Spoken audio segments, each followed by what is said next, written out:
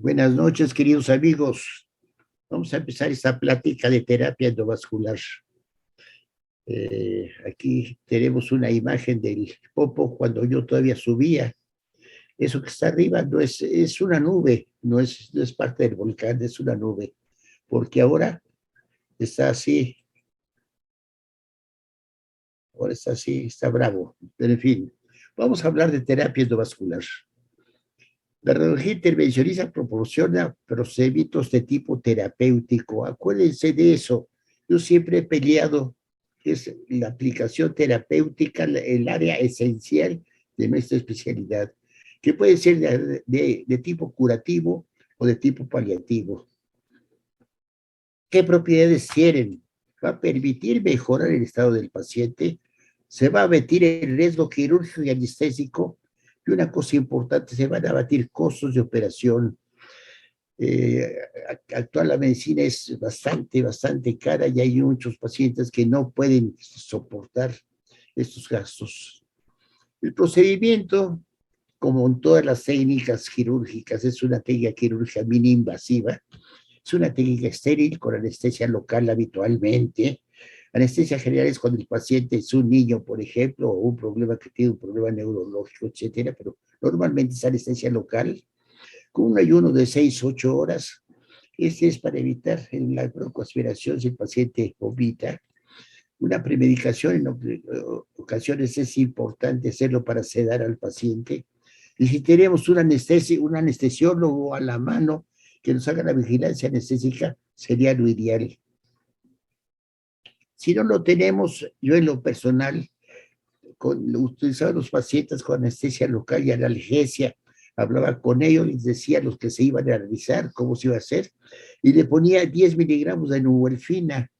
La nubulfina la colocaba en una jeringa de insulina de 1 mililitro, la ponía subcutánea en el brazo e inyectaba la mitad cuando entraba el paciente. Cuando estaba ya haciendo el estudio, ya había hecho efecto la nubulfina.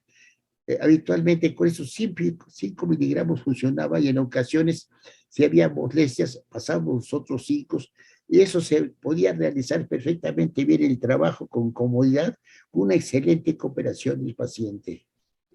La anestesia general es excepcional y está condicionada fundamentalmente a la falta de cooperación del paciente, como mencionaba con anterioridad, por trastornos neurológicos, por el dolor y en niños sobre todo. Es conveniente que lo realice un anestesiólogo familiarizado con los procedimientos. Esto nos ayuda mucho, si no a veces nos perjudica, hace que el pulso de un vaso se minimice y les cuesta más trabajo, por ejemplo, localizarlo. Es de gran importancia que los factores de coagulación de los pacientes estén dentro de los márgenes normales para evitar complicaciones por hemorragia. Eso es un punto importante, factores de coagulación. Malformaciones vasculares, fístulas arteriovenosas, aneurismas, neoplasias y neoplasias, son elementos que uno va a tratar, como la septomía atrial, la trombolisis, escleroterapia, oclusión. Esto es habitualmente de la cardiología intervencionista. Así como la oclusión del conducto arterioso, que vamos a ver datos aquí, la oclusión de vena cava inferior y la angioplastía transluminal. Destilación de fármacos, la reducción de flujo sanguíneo, el incremento, o sea, lo que vamos a hacer en terapia vascular es primero instilar fármacos, vamos a reducir el flujo sanguíneo, vamos a incrementar el flujo sanguíneo, vamos a insertar filtros en vena cava o vamos a retirar cuerpos extraños intravasculares. Instalación de fármacos es la famosa farmacoangiografía, pero también tenemos la escleroterapia, la quimioterapia y procedimientos mixtos que es la quimioembolización y la trombolisis. La farmacogeografía la desarrolló Nussbaum en 1967 como procedimiento terapéutico. La experiencia más temprana de farmacogeografía se reportó en 1937, o sea, hace ya algunos añitos, por Galitzer, utilizando una infusión de papaverina para la arteriografía periférica.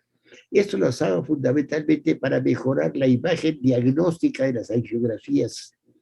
En ese mismo año, Rastrov la utilizó para mejorar la visualización de pequeños vasos de radiografía periférica. Aquí están los datos bibliográficos.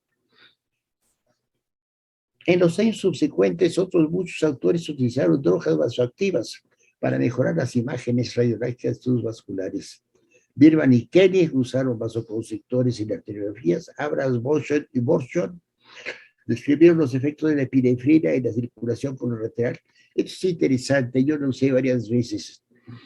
El doctor Viamonte, que en aquel entonces era la máxima autoridad en estudios angiográficos, nos mencionaba que veía en la angiografía que no había vascularización en un tumor renal, pero su esposa era patóloga. Le decía, está completamente equivocado porque hay una circulación muy profusa. Lo que pasa es que estaban ocluidos los elementos venosos y no permitía fácilmente la circulación, estaba estancada, digamos. Entonces, uno inyectaba un poquito de adrenalina antes del estudio, después hacía el estudio inyectando levemente y obtenía imágenes estupendas porque los vasos normales había vasoconstricción y los vasos anormales permanecían intactos y entonces había un buen llenado de los procesos del proceso tumoral. Eso lo hice varias veces y efectivamente daba buenos resultados. Para la angiografía hay vasodilatadores, hay vasoconstrictores, hay trombolíticos y hay esclerosantes. Vasodilatadores van a mejorar la fase venosa y va a disminuir el espasmo vascular. Vasodilatadores tenemos la tolazolina, papaverina, bradiquinina, varios productos, incluyendo la gilocaína. Y habitualmente la que más usamos es papaverina y la gilocaína. Vasoconstrictores, ¿qué van a hacer? Va a restringir el flujo sanguíneo, va a realzar la tensión tumoral, como les mencionaba hace rato, va a haber retardo del flujo venoso y va a mejorar la flebografía retrógrada con control de la hemorragia por vasoconstricción. Tenemos como vasoconstrictores la epinefrina, la norepinefrina, la vasopresina y la angiotensina. La más utilizada es la vasopresina en el manejo del sangrado gastrointestinal. Los agentes trombogénicos, elementos esclerosantes, la glucosa, el alcohol, el medio de contraste caliente. Ese lo usó en su principio el doctor Alejo Rodríguez de Moncada como pionero en el manejo de malformaciones vasculares y tumores renales con alcohol caliente, con medio de contraste caliente, muy buen resultado. Y finalmente el polidocanol. Cuando yo empecé eso en el año 70 y tantos, no es cierto, estoy mintiendo, fue como por el año 94 o algo así, llegó un distribuidor de medicinas a ofrecerme el aketoesclerol, que venía de Alemania. Aquí lo tenemos, venía al 3%. Venían aquí, posteriormente ya lo distribuyeron el producto en gran cantidad, y aquí se envasaba y ya le daban el nombre de Farmaflevón. Y ahora es el polidocanol. Entonces yo lo usé al 3% con excelentes resultados. Después el resultado para bloquear, para esclerosar y para ocluir malformaciones vasculares. La quimioterapia se usaba varias veces, por ejemplo, en osteosarcoma, en hepatoblastoma. La angiografía diagnóstica y la quimioterapia arterial está ahí metido, y junto con el cisplatino con elemento citotóxico. Aquí tenemos un ejemplo de una quimioterapia de un chico con un gran tumor a nivel de muslo. Aquí vemos el rechazamiento de la femoral y los vasos de deformación. Aquí lo tenemos en las distintas fases hasta la fase final. Aquí lo tenemos nosotros en video. Cómo está rechazada la arteria a nivel distal y hasta la poplitea. Aquí lo tenemos y aquí tenemos los vasos de deformación. Después de dar el citotóxico intraarterial, se hace un control. ¿Qué es este? Ya no hay rechazamiento. Aquí todavía hay vasos esos y la cirugía es menos agresiva. El plan quirúrgico es menos agresivo del que se tenía inicialmente. Aquí lo tenemos, vean ustedes el resultado.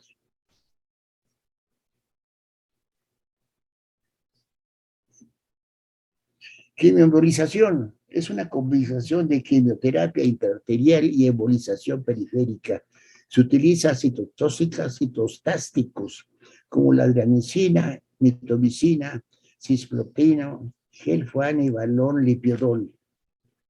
Inicialmente utilizada en Japón, alcanzó gran aceptación en Europa y Estados Unidos y en el tratamiento de tumores hepáticos y renales, y actualmente es muy usada. Inicialmente se utilizó, va a reducir el flujo sanguíneo. ¿Qué vamos a hacer nosotros con la terapia endovascular?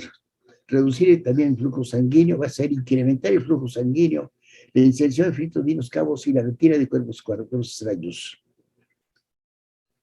Reducción de cuerpo extraño, la oclusión mecánica de la luz del vasoconstrictor, que es la quimioterapia.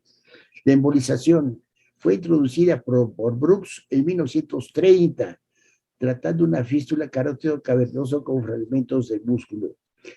Ellos eran neurocirujanos, había una exposición de la carótida y aprovechaban el flujo central, que cuando había una malformación arteriovenosa, o en este caso, por ejemplo, una fístula carótido cavernosa, el flujo mayor iba hacia ese problema. Entonces se obtenía que el fragmento de músculo que se depositaba fuera a ocluir la fístula.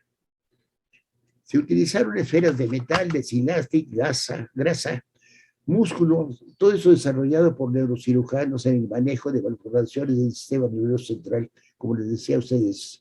Y estos productos se utilizaban por ser inertes, no antigénicos, y el tamaño variaba porque lo fragmentaban ellos desde 1 a 3,5 milímetros según la malformación vascular existente. Embolización. Roche, Dotter, Brown comunicaron el control selectivo de la hemorragia gástrica con la embolización de la arteria gastroepifloica con coágulo autólogo. A mediados de los 70, Gianturco, Anderson y Wallace desarrollan los coils metálicos. En 81, Elman y colaboradores introducen el COL absoluto para la ablación tisular del riñón. La ligadura, esto es importante, es una cosa comparativa entre lo que se hace el cirujano y lo que hacemos nosotros. El cirujano va a tratar de ocluir ligando los vasos que supuestamente dan aporte a la malformación o al tumor o al problema, pero no llegan al mero sitio en donde está el problema.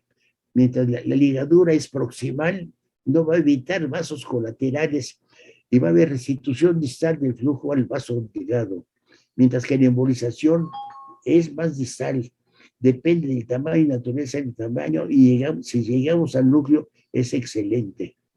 Control de hemorragia, la hacemos ya sea la hemorragia arterial o venosa, de tipo traumático, inflamatoria o neoplásica. La embolización es la misma técnica de cateterización vascular. Hay que seleccionar adecuadamente el catéter en relación al material de embolización, es decir, la luz en relación al elemento embolígeno que vamos a mandar. Acuérdense ustedes de la resistencia periférica que vimos nosotros al ver inyectores. Y una cosa importante, hay que utilizar introductores con válvulas hemostáticas. Muchas veces el catéter, a pesar de las precauciones que tenemos nosotros, se tapan. Y entonces, si está ocluido, se suspende el estudio, ya no podemos progresar, o nos arriesgamos a empujarlo con la guía y poder tener una embolización indeseable. Para evitar eso, ¿qué hacemos? Un introductor con válvula hemostática. Si se tapa el catéter, retiramos el catéter y metemos un nuevo catéter para proseguir con el estudio. La selección de tipo hay que verlo en relación al material embolizante. Oclusión también en relación a dos problemas, si la oclusión va a ser temporal o permanente. Y el uso del catéter con valor oclusivo en ocasiones es necesario para evitar efectos indeseables.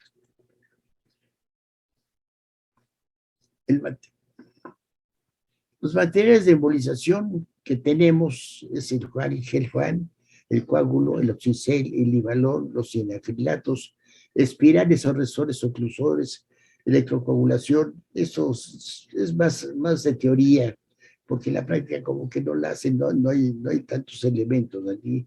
Agentes esclerosantes, el etanol, y esferas de metal, silaje de porcelana, musgo, grasa, pero ahora se ponen intra catéteres. El gel Juan es fácil, disponible, no irritante, no antigénico, absorbible 3 a 6 semanas. La oclusión más estable que el coágulo. Esto es importante para poderlo conseguir. Es más fácil. El otro que es muy fácil de conseguir es el coágulo autólogo del mismo paciente. Disponible fácilmente, es estéril, antigénico, fácil de administrar, oclusión temporal, puede fragmentarse, es el problema. Nosotros le podemos dar un poquito más de consistencia si le agregamos ácido amino caproico, hacer el amicar y la trombina, es el cautólogo más estabilizado. En pacientes con coagulación deficiente se puede utilizar con coágulos más resistentes al análisis. El oxicel es la celulasa oxidada, material que forma matriz para desarrollar la coagulación en pacientes con problemas de la coagulación. Livalón, alcohol polivinilo, aquí tenemos toda una serie de frascos de distintos tamaños para la granulación del tejido. Es una espuma plástica inerte que reacción de granulación de tejido con reparación integral de la región. Y las esferas, con distintos tamaños de esferas para poderse introducir. Cianocrilatos es un adhesivo tisular, la cola loca, famosa cola loca. Tiene una rápida polimerización en medio de contraste. Esa polimeriza en 3 segundos, inmediatamente. Entonces lo que se hace es, para retardar la polimerización, se agrega, y además para poderlo visualizar radiológicamente, se agrega ese aceite que acabo de mencionar ahorita, perdón, se me fue el nombre. Bueno, ahorita me acuerdo, el aceite, se observa eso, entonces nosotros podemos verlo, el lipiodol, y el lipiodol se agrega, y entonces nosotros retardamos el tiempo de polinización hasta cerca de 30 segundos, teniendo bastante control. Eso nos permite hacer una actuación vascular permanente. El medio de contraste, el cianocrilato es muy fluido, se diluye, se difunde hasta nivel capilar, o sea, tenemos excelentes resultados. Y va a provocar una oclusión total, va a evitar el flujo colateral, va a causar infarto y tisular, y va a haber una respuesta inflamatoria perivascular. También tenemos los resortes oclusores, espirales. Son segmentos de guías metálicas con hebras de textiles que van a ocasionar oclusión completa y permanente. Esto se utiliza fundamentalmente en los vasos de ramas gruesas. No va a evitar la circulación lateral, tener una respuesta semejante a una ligadura quirúrgica, y va a haber mediana a severa reacción inflamatoria y granulomatosa perivascular. Esto les decía a ustedes que es más teoría, porque no se ha popularizado en donde la corriente directa, corriente alterna. La directa provoca trombosis por fenómeno bioeléctrico en la pared vascular, en la alterna por lesión aguda en la pared vascular. La corriente directa ha encontrado más segura que la alterna. Electrocoagulación, teóricamente la forma ideal de ocluir vascular, estudios experimentales, electrodos guía 0. ¿Qué características debe tener el material de embolización?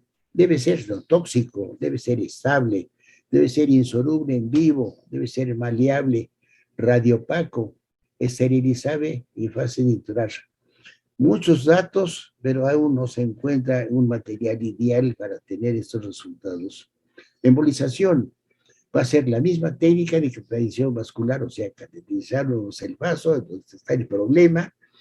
Hay una selección adecuada del catéter en relación al material de embolización, la relación de la luz del catéter con la viscosidad o tamaño del elemento embolizante, y la introducción de válvula hemostática que ya habíamos dicho anteriormente. Hay que seleccionar el tipo de material de embolización para una oclusión temporal o permanente, uso de catéteres con valor oclusivo para evitar reflujo y cosas indeseables, y la utilización de filtro de protección en ocasiones, sobre todo, por ejemplo, a nivel de carótida. El material de embolización debe introducirse con mucho cuidado, con control fluoroscópico durante la embolización, y una cosa muy importante, hay que controlar la cantidad de medio de contraste. Con estos pequeños fragmentos y pequeñas cantidades que se introducen para valorar y controlar los émbolos, no nos damos cuenta que muchas veces nos excedemos en medio de contraste y podemos dañar al paciente. Embolización. Dependiendo de la naturaleza de la lesión y características del lecho vascular, se selecciona el material de embolización en combinación de ellos. Pero el mejor medio es aquel que es fácil de obtener y barato. El gel FUAN es un material que reúne esas características, pero su acción oclusiva es temporal y no radiopaco. Al agregarse ciertas sustancias se obtiene la suficiente radioopacidad para controlar su manejo y puede convertirse en un material para oclusiones permanentes. Eso es lo que yo llamo pasta Georam. ¿Qué es la pasta Georam? La pasta Georam, aquí tenemos normalmente, como mandan los proveedores, el gel FUAN, Competits, etcétera, pero nosotros vamos a hacer eso, el Georam. Es el Georam, el esclerosante, hay que agregar un material radiopaco, y esto pues lo di yo y funcionó. Aquí está la cita bibliográfica. Y esto se hace de la siguiente manera. Aquí tenemos un vasito en donde ponemos el medio de contraste, cortamos un fragmento de Georam, lo metemos allá adentro con el medio de contraste, lo embebimos bien y lo ponemos en una jeringa de 3 mililitros y a través de una llave de 3 vías hacemos el paso de un lado al otro. Y ya que lo tenemos, lo acomodamos en una jeringa de 1 mililitro para tener pequeñas cantidades del Georam. Aquí tenemos a la doctora Guerrero elaborando el Georam. Aquí cortó ya el pedazo de fragmento, aquí ya está metiendo en medio de contraste, aquí está ahí viviendo perfectamente bien el Gelfan. Ahora toma una jeringa de 3 mililitros y con unas pinzas lo introduce. Y ya que ese interior lo coloca por a través de una llave de 3 vías con 2 jeringas y empieza a hacer la tamización pasando de una jeringa a otra. De acuerdo con el número,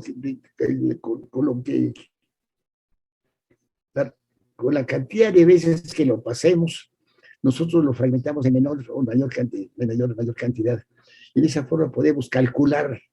No tenemos aquí ningún instrumento de cálculo para medirlo, pero sí podemos calcular qué tan espeso va a quedar el émbolo para poder embolizarlo. Ahí están los fragmentos.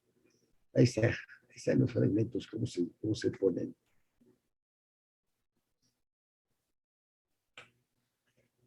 Después de la embolización viene el síndrome de que se llama síndrome post-embolización, y donde va a haber fiebre, dolor que dura de 2 a 7 días, va a haber náuseas, vómitos con embolización, no necesariamente, a veces, y va a haber leucocitosis por una respuesta tisular a la necrosis.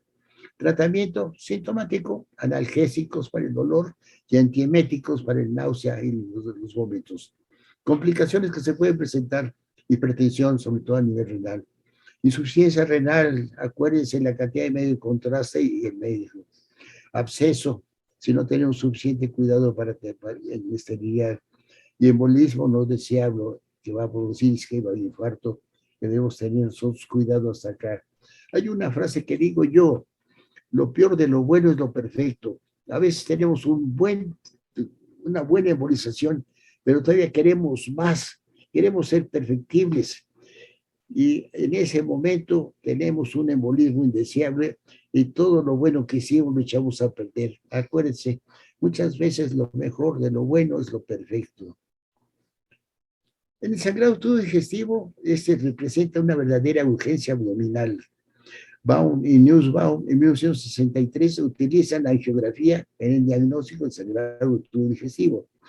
Esos autores, en un perro abierto a nivel de la mesentérica, hicieron el cálculo y vieron que medio mililitro por minuto puede ser detectado angiográficamente en dónde está sangrando el paciente. La demostración angiográfica, como está aquí, la arteriografía puede mostrar el sitio de hemorragia cuando está presente un sangrado mínimo de medio mililitro por minuto. Sangrado puede ser digestivo, y la digestivo, respiratorio, urinario, traumático. Aquí tenemos una arteriografía troncoceliaco. Vean ustedes la gran hiperemia que hay aquí en el fondo gástrico, una gastritis. En ese otro paciente, aquí está la esplénica, y en ese sitio, la fuga de medio de contraste, la fuga hacia estómago del medio de contraste. Aquí está. Ya se terminó los vasos, ya pasó todo el medio de contraste, la luz vascular, pero permanece el medio de contraste dentro de la luz de la cavidad, en este caso de estómago. Aquí tenemos esto, donde tenemos la hepática, la esplénica, la gastrodenal, y de aquí, medio de contraste que nos va a dejar la vitra abdominal, y posteriormente, tanto la segunda como la tercera porción del duodeno, el medio de contraste extravasado intraluminalmente. Aquí tenemos esta otra, que es muy interesante, que lo hacemos de una vez con sustracción digital. Vean ustedes, aquí a nivel de fondo gástrico, vean ustedes esto. Aquí se procede a la embolización restrictiva. Este es otro de duodeno. Bien. Ese paciente es interesante, pues fue operado de colecectomía y empezó a sangrar a través de del Penrose. Y vemos esto en la angiografía. Esto es el lecho vesicular de una rama de la cística que se bloqueó, que hay que quitarla. La demostración angiográfica del sangrado arterial hay que hacer ahora el aspecto terapéutico, que es la oclusión vascular transcatéter. La ligadura es próxima, ya volvamos, vimos eso, la ligadura y la embolización. Es condición fundamental el conocimiento profundo de la anatomía y fisiología vascular, lo que incluye las variantes anatómicas. Ese es nuestro coco, variantes anatómicas y las arcadas vasculares anastomóticas, que vienen siendo parientes. Aquí tenemos este paciente donde la angiografía nos muestra un gran sangrado de una arteria esplénica arteriosclerosa con aneurisma y un sangrado distal. Aquí tenemos ya después de la embolización. Este paciente tuvo un traumatismo abdominal. La ortografía nos muestra un sangrado a nivel de hígado. Aquí lo tenemos. El estudio selectivo, haciendo un movimiento catéter, llegamos hasta el sitio de allá y se procede a la embolización respectiva. Pero hay que tener en cuenta las arcadas vasculares y las variantes anatómicas. Aquí tenemos 20 de tronco celíaco. Son las más frecuentes, no son las únicas, hay más todavía. Y las más frecuentes las tenemos aquí, donde tenemos un tronco celíaco mesentérico, un tronco gastrohepático con espleno mesentérico, un tronco hepático, esplénico y mesentérico con una arteria gástrica saliendo del directa de la aorta, o como en ese tenemos una esplénica con arteria gástrica saliendo de la esplénica y de la aorta. O sea, podemos encontrarnos con muchas variantes anatómicas que nos pueden perjudicar o nos pueden hacer difícil nuestro trabajo. Otras arcadas, aquí tenemos, por ejemplo, muy conocidas a nivel de intestino delgado, en la cólica iliocólica con la media, con la superior y con la iliocólica para formar el arco reolano, y las arcadas anastomóticas que existen a nivel de intestino delgado y de intestino grueso. Esas arcadas anastomóticas, ¿qué importancia tienen? Aquí vamos a poner un ejemplo de lo que podría ser a nivel de páncreas la segunda porción del duodeno, una úlcera, donde tendríamos la hepática, la gastroenal, y aquí sería la mesentérica, y sería las zonas pancreáticas duodenales inferiores. Aquí tenemos un sangrado. Si nosotros embolizamos aquí, a través de mesentérica, sigue el sangrado, sigue el aporte. Si embolizamos aquí, no conseguimos nada. Si embolizamos aquí, no conseguimos nada. Tenemos que embolizar exactamente el sitio del sangrado, porque esas arcadas nos van a perjudicar. Aquí tenemos, por ejemplo, este caso, en donde tenemos una arteria que da al estómago, al vaso, y de aquí sale la hepática izquierda. Y este paciente tiene una hepática derecha que nace de mesentérica superior. Aquí tenemos el paciente, un traumatismo, un aneurisma, semejante a los otros que vimos, pero es más pequeñito, el cual estaba sangrando. Se embolizó, quedó perfectamente bien, pero resulta que volvió a sangrar. ¿Qué pasó? Que había una mesentérica superior y de ahí salía una arteria hepática que se tuvo que cateterizar. Aquí está el para hacer la embolización aquí de esta cosa y tener ya resultados positivos. Angiografía bronquial. Nordstrom fue el primero en realizarla en 1963. Remy reportó por primera vez la embolización en bronquiales ensangrados. La angiografía bronquial, aquí tenemos nosotros nuestra aorta y a nivel del dorso de la aorta, del callado, es donde está el nacimiento de los bronquiales. Aquí están las bronquiales. Aquí están las bronquiales. Pero, como todos los vasos, tenemos variantes anatómicas que aquí están marcadas.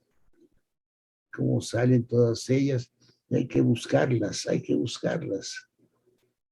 Y también a nivel de torácica externa puede haber comunicaciones entre bronquiales e intercostales. Aquí tenemos una intercostal, sin problema. Aquí tenemos una, ya no intercostal, aquí vemos ya el sangrado.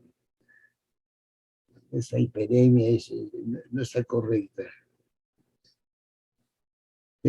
Aquí tenemos inclusive una fístula a través de una vena que va hacia el corazón. Aquí tenemos la embolización respectiva, y que está ya embolizada. Este paciente, vemos aquí el sangrado, se procede a embolizar con estos resultados. Fístula arteriovenosa pulmonar. Embolización. A mediados de los 70, Ian Turco, Anderson y Wallace desarrollan los coils metálicos. Son estos. ¿Qué son los coils metálicos? Son espirales o resortes oclusivos. Son segmentos de guía con tejido, con, con,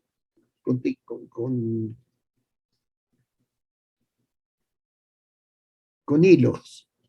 Aquí tenemos a este paciente con textiles.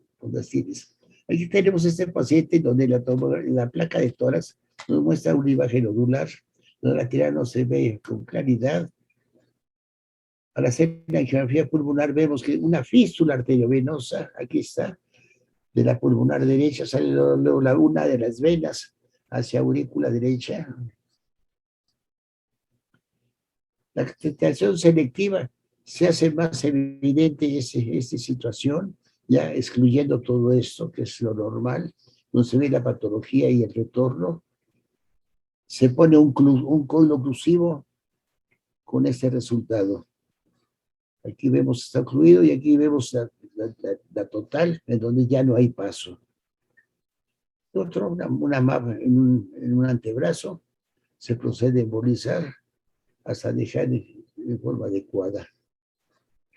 Este paciente es un tumor renal, escribe una ortografía y el paso inmediatamente de medio contraste hacia acaba por las fístulas del tumor renal. Aquí lo tenemos. Aquí inclusive El riñón izquierdo nos permite ver el retorno venoso con una vena. Esta es la vena cava. Aquí está embolizado todo esto que está aquí. Se embolizó con gel Juan, con medio de contraste bien tapado. Aquí lo tenemos como estaba antes y como salió después de la embolización. El mismo paciente. Aquí tenemos un paciente con un traumatismo renal. Vemos inmediatamente el paso de vena hacia cava, la vena renal hacia cava. Se procede a introducir el catéter más distalmente para ver el sitio de oclusión. Se ve el sitio ese, se emboliza, se deja un segmento sin una nefrectomía parcial, llamémosle, y obtenemos un buen resultado. Sin que el paciente pierda el riñón, que es lo que hacen habitualmente en estos casos los nefrólogos. Un paciente ahora con el riñón izquierdo, donde vemos aquí la fístula, el paso a vena renal, aquí está. Vamos a proceder a embolizar. Otro del mismo semejante, aquí está la fístula, aquí está la fístula. Fístulas más pequeñas, más grandes, pero son iguales, todos aquí. Aquí está embolizado ya. Con la situación resuelta. Este otro que es una iatrogenia, le pusieron un doble J y pasaron nosotros aquí hasta arriba y ocasionaron aquí un sangrado tremendo con separación de esos y aquí una presencia, se genera un pequeño aneurismita, aquí lo tenemos. Aquí tenemos el doble J que pusieron, aquí tenemos una angiografía. Aquí se ve el doble J. Una geografía y construcción. Aquí está el aneurisma y esa es la parte que está separada por el hematoma que se generó debido al traumatismo por la guía. Bien, aquí tenemos el resultado final. La misma situación, otro paciente con fístula arterial, fístula debido a traumatismo renal, con la vena renal aquí ya se ve, y que procedemos a embolizar y a resolver ese problema. Aquí lo tenemos en grandote.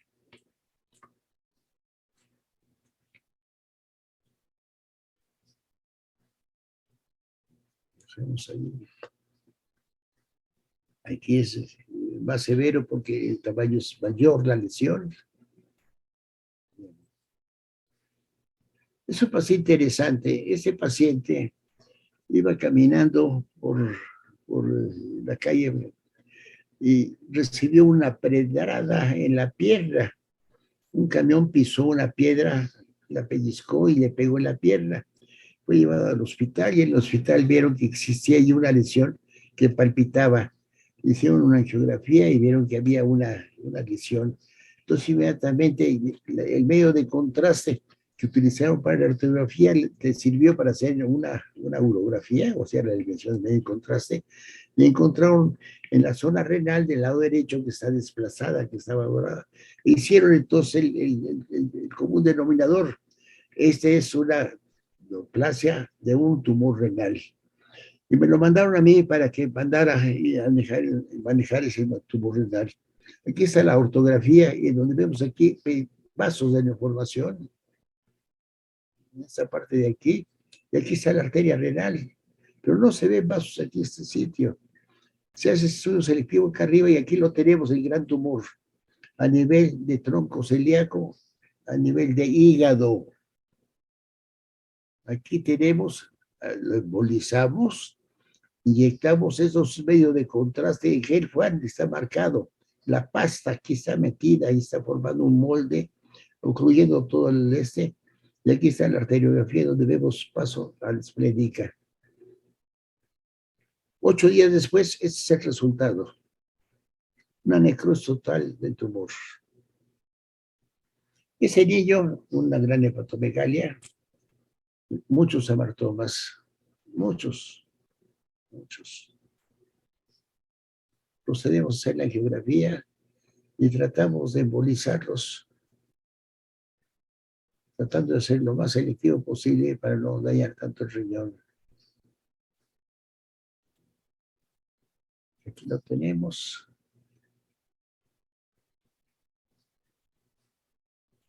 Así.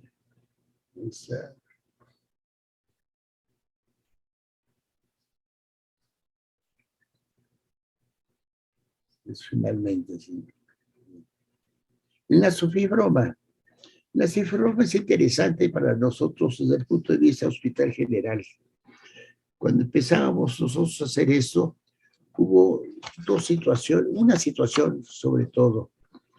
Un médico, su esposa, tenía un compañero que quería mucho, pero que tuvo una epistaxis tremenda.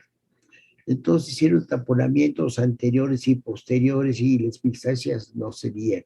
Ya le iban a meter a cirugía cuando yo les dije, casualmente les dije, pues vamos a pasar a hacer la embolización.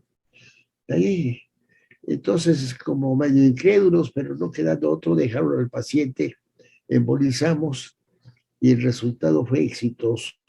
A partir de entonces el servicio de otorrino nos dio crédito a nosotros, tuvo confianza con nosotros y empezamos a manejar los nasofibromas hasta el grado de que prácticamente es una rutina el manejo del nasofibroma antes de ser operado.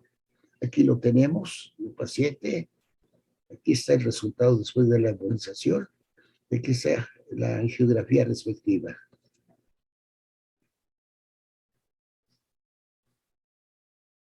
La oclusión total.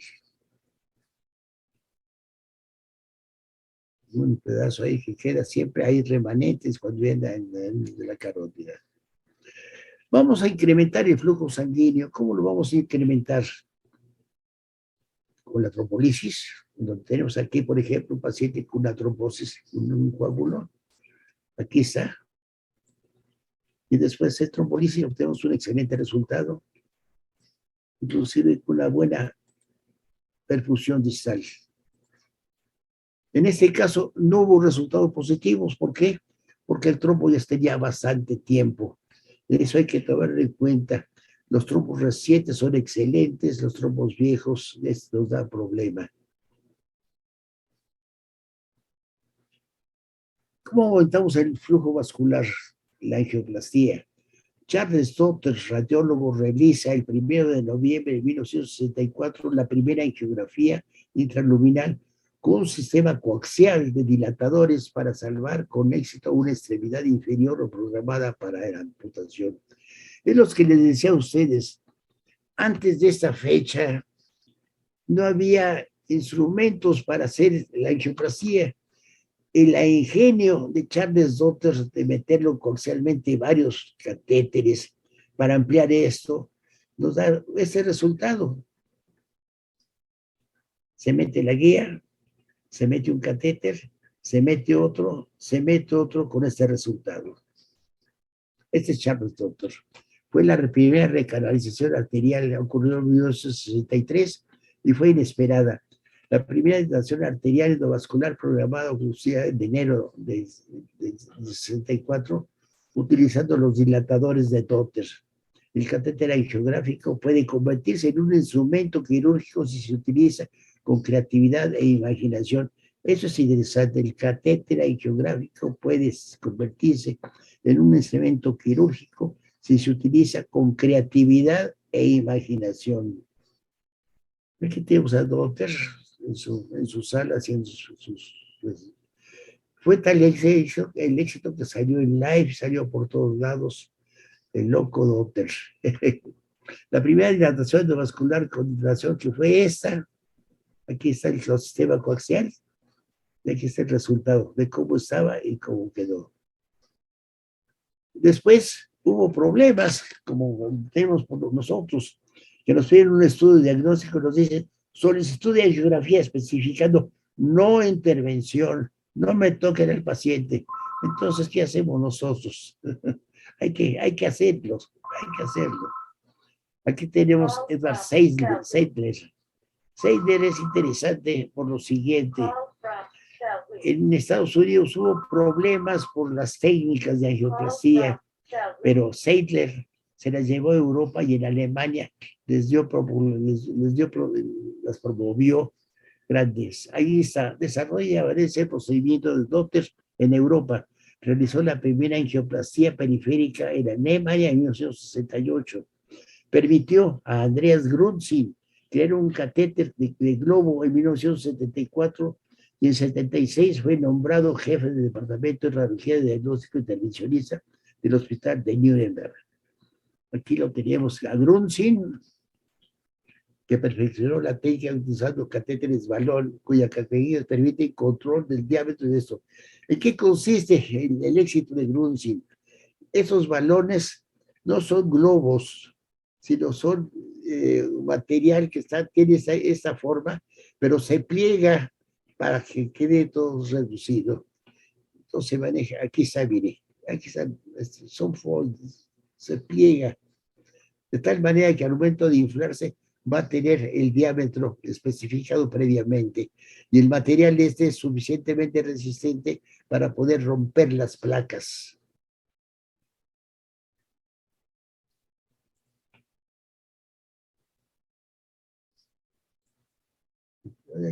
Aquí pasó algo.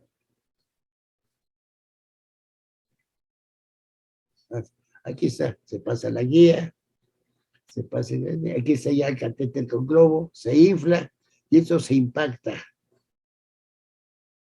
en la pared, haciendo esto.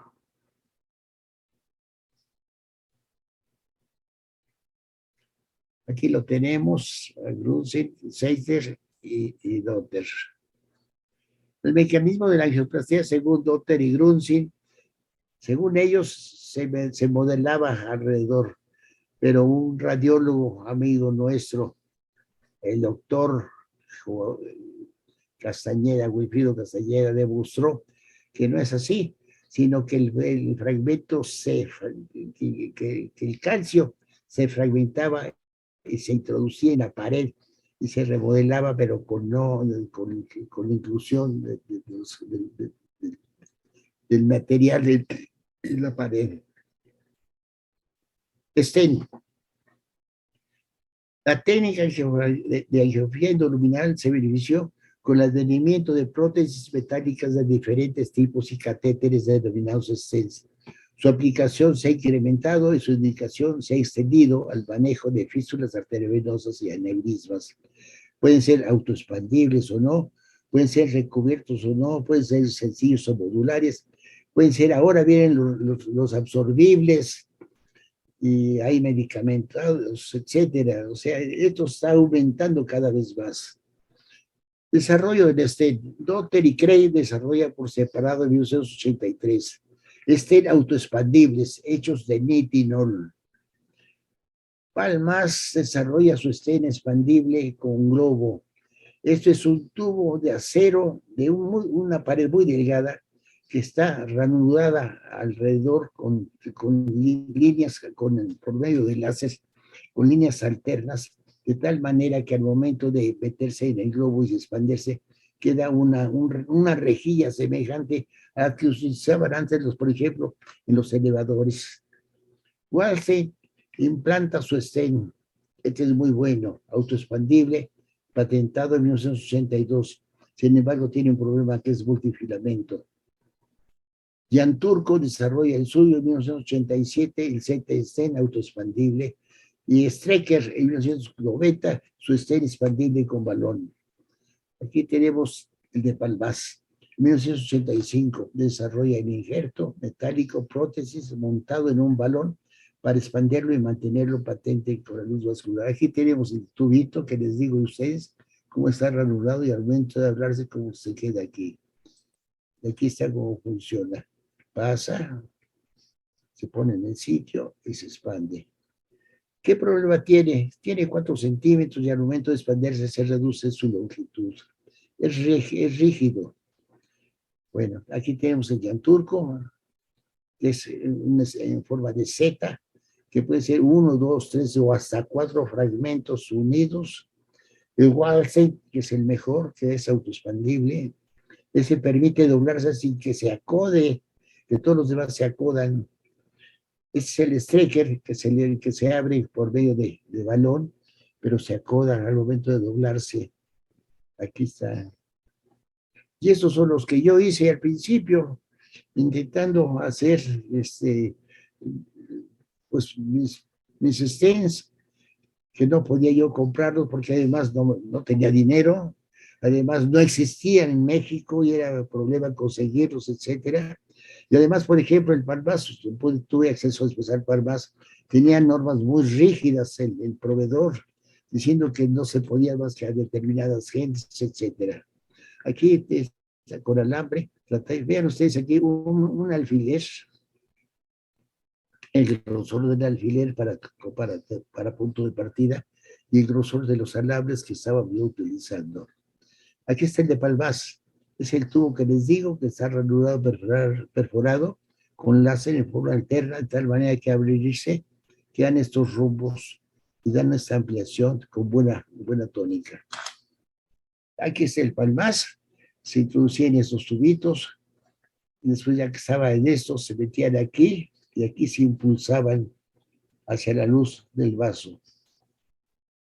Yo, ya para hacer mis stands, en lugar de usar esto que hice, con material plástico trataba de hacerlos para poder pasar y colapsar mi stand y meterlo aquí. Aquí está un stand. Vean ustedes cómo la punta son fragmentados, son muy buenos, ¿no? Ese es mi stand de Nitinol, 8 milímetros. Aquí lo tenemos en meso, que es monofilamento, no rompe, y este es multifilamento, que inclusive rompe los guantes al momento de ponerse. Aquí me gustaría hacer una demostración. Vamos a ver si podemos ahorita.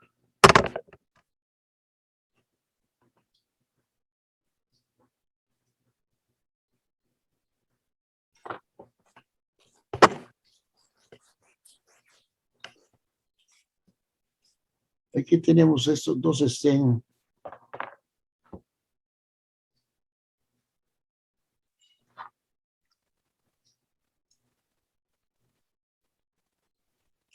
Ese que es aquí, no puedo hacer esa situación porque se quiebra, se dobla. Aquí tenemos un estén de Palmas.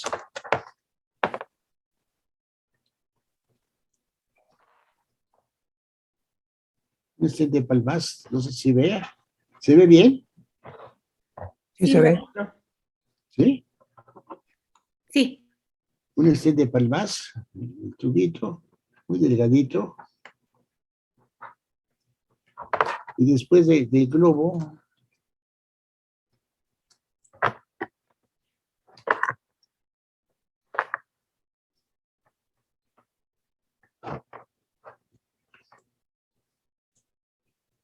teníamos esto.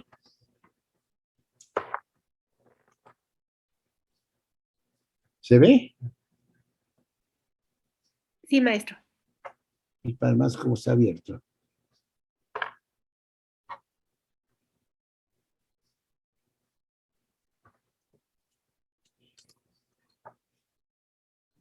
Yo pues, no tenía láser para hacer esto, pero Willy me consiguió nitinol, entonces yo hice mi zen de nitinol, tomando como idea el mejor zen que había en ese entonces, que era el Walsen.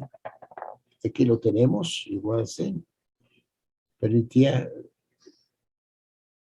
se podía comprar, etcétera, pero no tenía la cualidad del nitinol.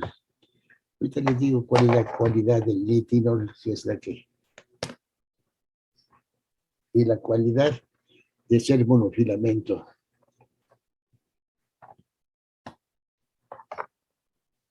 Ese es un... No se ve, ¿verdad? Sí, maestro. Déjame ponerle otro fondo.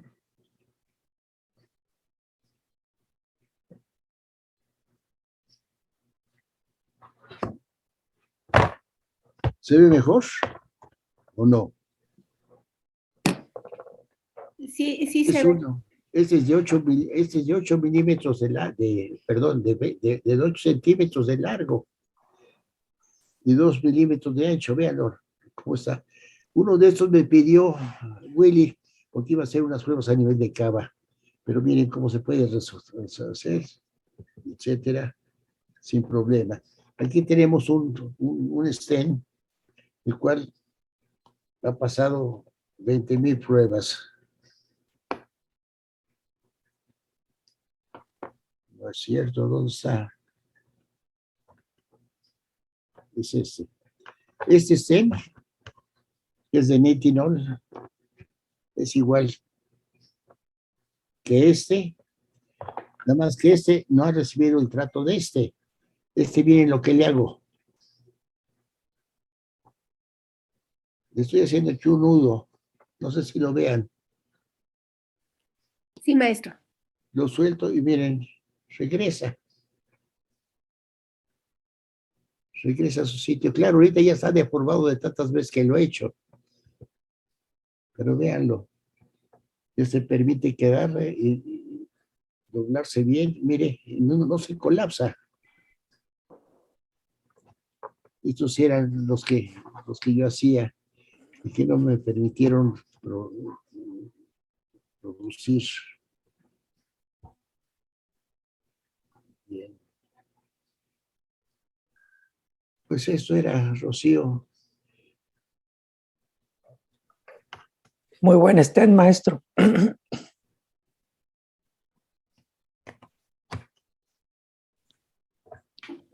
Aquí tenemos los otros Zen. No, esos eran parte de los primeros que yo hacía. Miren, lo que enseñé al principio.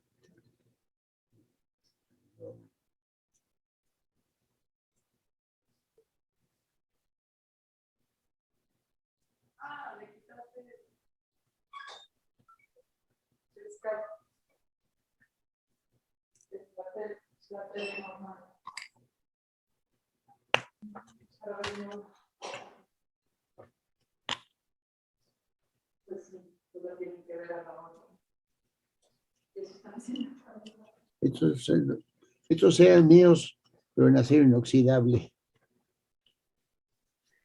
Eso se ve mejor con el fondo gris, maestro, porque el fondo blanco no deja verlo.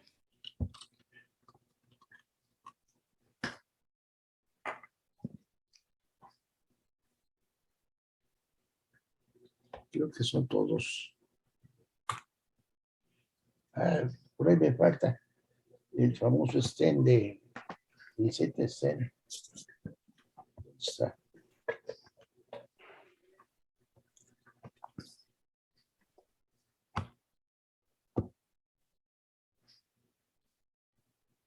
Acá está. Este, me parece, vamos a necesitar empuje.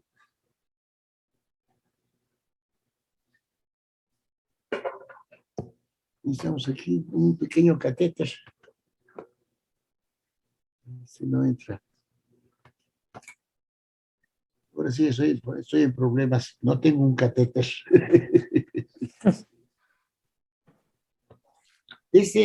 Aquí están los CTC. Aquí están 3 articulados. Vienen así. Se colocaban en una. Se ve mejor en el fondo oscuro, maestro. ¿En oscuro? Sí. Aquí está. Se colocaban aquí y en esa forma se ponían aquí en este sitio para pasarse de aquí a acá. Ya estando aquí, él se colocaba en el catéter y con otro catéter se empujaba hasta el sitio del problema. Ya que estaba en el sitio del problema, se detenía y se retiraba la funda para que se abriera. Eran los autoexpandibles Z de Zen. A ver, aquí creo que ahorita puedo sacarlo con eso.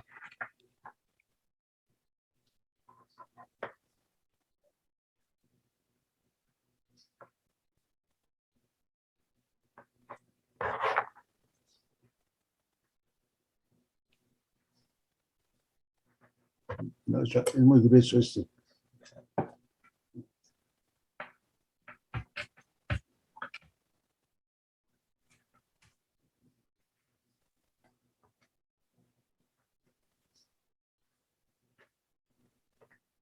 Ese pasó. Sí.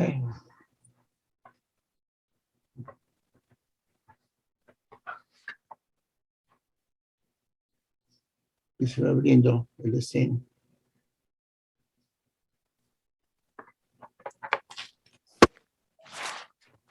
Aquí queda. Este es un CTC de 3 módulos. Eso tiene que viene aquí. Entonces, precisamente,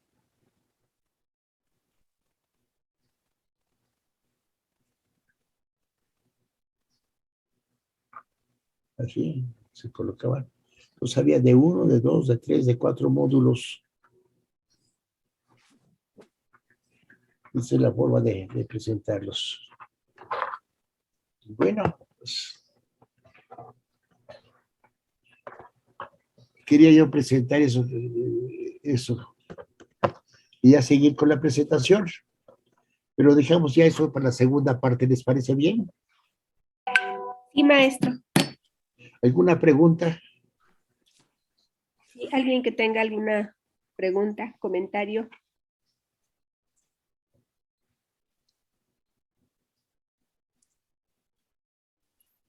Creo que no, creo que nos resolvió todas las dudas. No, creo que está Excelente. muy bien explicado. Muchas gracias. Sí, excelente plática, maestro, gracias. Los estén. Al contrario, gracias a ustedes. Bueno, pues ya terminamos aquí. Muchas gracias, maestro.